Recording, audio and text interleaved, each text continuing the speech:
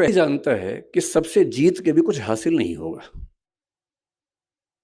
और इसी बात को कुछ और लोगों ने दूसरी भाषा में कहा, the most interesting thing about the rat race is that even if you win you are still a rat. चूहों की दौड़ की सबसे रोचक बात यह है कि अगर आप जीत भी जाएं तो भी चूहे ही रहते हैं। और जिसने समझ लिया कि चूहा होना ही नहीं है, तो चूहों की दौड़ में दौड़कर किसको जीत के दिखाना है? अगर मैं जीत के दिखा भी दूं, अगर मैं जीत के दिखा दूं, किसको दिखाना है? क्या कोई इतना महत्वपूर्ण है कि उसको दिखाने के लिए मैं अपने 10 साल खराब कर दूं या 20 साल खराब कर दूं? क्यों दिखाऊं? और अंततः तो साक्षी भाव से खुद को ही देखना है। और यदि मैं अपनी चेतना के सही रास्ते पे नहीं हूं, तो दुनिया की नजर में कितने भी सही रास्ते पे हूं, वो सही रास्ता कैसे हो सकता है? मेरा सही रास्ता तो मेरी चेतना, मेरी अंतरात्मा तय करेगी। और यदि मेरी अंतरात्मा इस बिंदु पर सुकून महसूस करती है कि मुझे उस चूहों की दौड़ में शामिल होना ही नहीं है, तो नहीं होना है। और मैं कल से, मुझे डॉक्टर सिंघवी साहब ने कई जिक्र किए बापू के, कि कैसे उनकी कथा में लोग, और गुजरात के लोग कितने दानी हैं वो भी पता लगा। सूरत के बारे में विशेष रूप से पता लगा कि 50 करोड़ 100 करोड़ का दान हुआ, एक अस्पताल बन गया। फिर कथा हुई, फिर 125 करोड़ का दान हो गया, इससे एक और अस्पताल बन गया। इतना कंट्रीब्यूशन तो बड़े बड़े मंत्री, नेता और आईएएस नहीं कर पाते हैं। तो उससे लाख गुना अच्छा है कि हम संत बन के ही अपना काम करें और समाज के लिए जो कर सकते हैं वही करें। तो मैं बापू बहुत कृतज्ञ हूँ कि मैं तो इस लालच में था कि मैं ज़्यादा सुनूंगा, पर मुझे बताया गया कि मुझे सुनाना ज़्यादा है, सुनना कम है। ये वैसे ज्यादती है, बहुत बहुत ज्यादती है आपकी कि मुझे ज़्यादा समय दिया आपने और बापू कम बोल रहे हैं। इसका उल्टा होना चाहिए था, पर ठीक है, आपने अपना कुछ मुझे सोची होगी इसके पीछे। अब मैं सरदार पटेल पर आता हूं, जो मेरा मूल विषय है। सरदार पटेल के बारे में आजकल जब लोग बोलते हैं तो एक अजीब सा भाव बहुत प्रचलित हो गया है कि जब तक हम महात्मा गांधी और नेहरू जी की 4 बुराइयां ना कर दे, लोग वो सोचते हैं कि पटेल की तारीफ हो नहीं पाई ठीक से।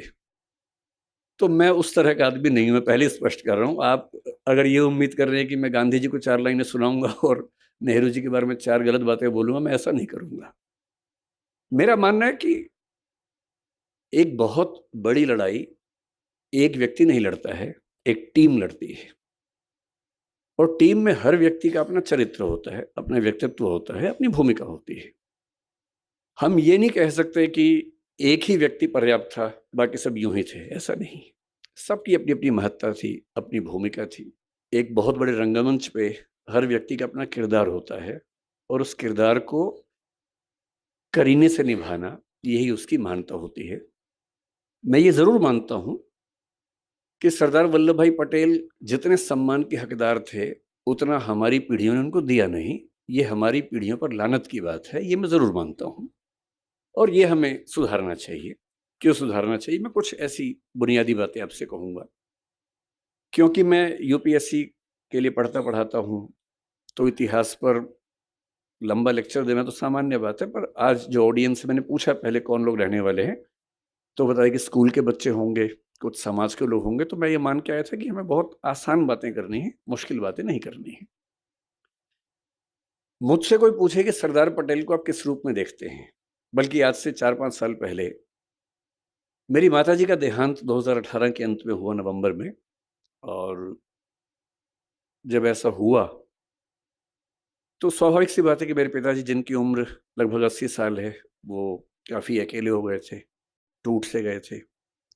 वो भी बहुत एक्टिव हैं, पढ़ते लिखते हैं, किताब हर महीने एक किताब लिखते हैं, एक मैगजीन निकालते हैं। मुझसे ज़्यादा युवा हैं, मैं तो उनकी तुलना में बूढ़ा हूँ।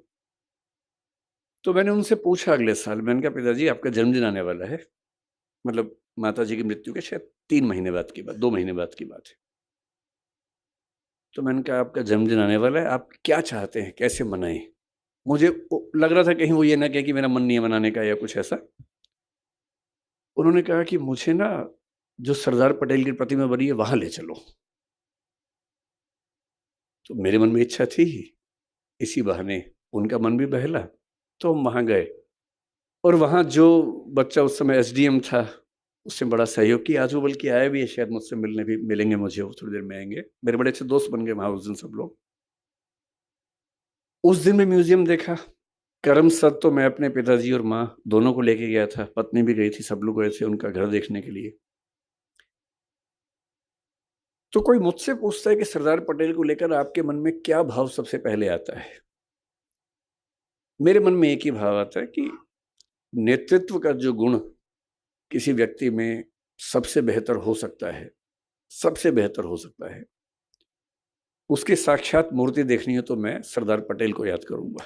अगर मुझे किसी एक व्यक्ति का नाम बोलना हो तो सरदार पटेल का नाम बोलना चाहूंगा। क्यों बोलना चाहूंगा? उसकी वजह अलग हैं, शायद वो वजहें थोड़ी सी इतिहास में आपको अलग लगे, पर मैं आपको 2-3 वजहें बता के बात समाप्त करूंगा।